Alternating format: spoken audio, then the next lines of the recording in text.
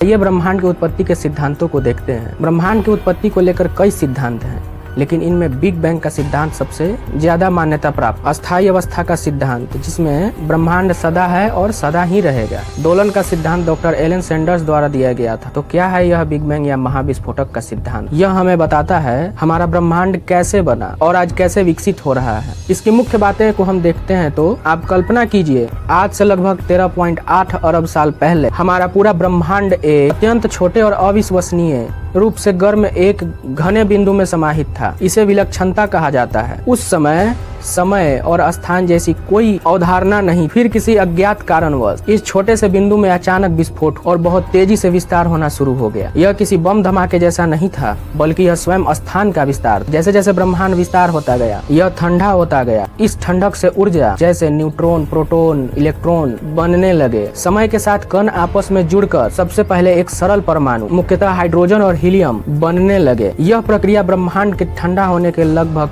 3 लाख वर्ष बाद शुरू हुआ। लाखों करोड़ों साल बाद गुरुत्वाकर्षण के कारण गैसों के बादल आपस में पास आते गए और तारों का विशाल समूह मिलकर आकाशगंगाओं का निर्माण करने लगे। हमारी अपनी आकाशगंगा मंदाकिनी इसी का परिणाम। बिग बैंग के बाद ब्रह्मांड लगातार फैलता जा रहा है और एडविन हबल ने 1929 में यह दिखाया कि आकाशगंगाएं हमसे कैसे दूर जा रही हैं और यह विस्तार आज भी जारी है। वास्तव में यह और भी तेज हो रहा है। इसका श्रेय डार्क एनर्जी को जाता है। आइए बिग बैंग के प्रमाण को देखते हैं। दूर से आने वाले प्रकाश का रेड सीधे तौर पर ब्रह्मांड के विस्तार को दर्शाता है। ब्रह्मांडीय सूक्ष्म विकिरण यह पूरे ब्रह्मांड में फैला हुआ है। एक हल्का विकिरण है जिसे ब्रह्मांड का गुंज माना जाता है। 1864 में इसकी खोज के सिद्धांत ने एक जबरदस्त समर्थन दिया। हल्के तत्वों की प्रचुरता, ब्रह्मांड में हाइड्रोजन और हीलियम जैसे तत्व बिग बैंग के सिद्धांत के अनुमानों से मेल खाता है। संक्षेप में बिग बैंग का सिद्धांत हमें बताता है हमारा ब्रह्मांड कैसे एक छोटे बिंदु से शुरू हुआ और फिर फैलता गया और विकसित होता चला गया। आज भी हम जो कुछ भी देखते हैं वह सब बना है। आइए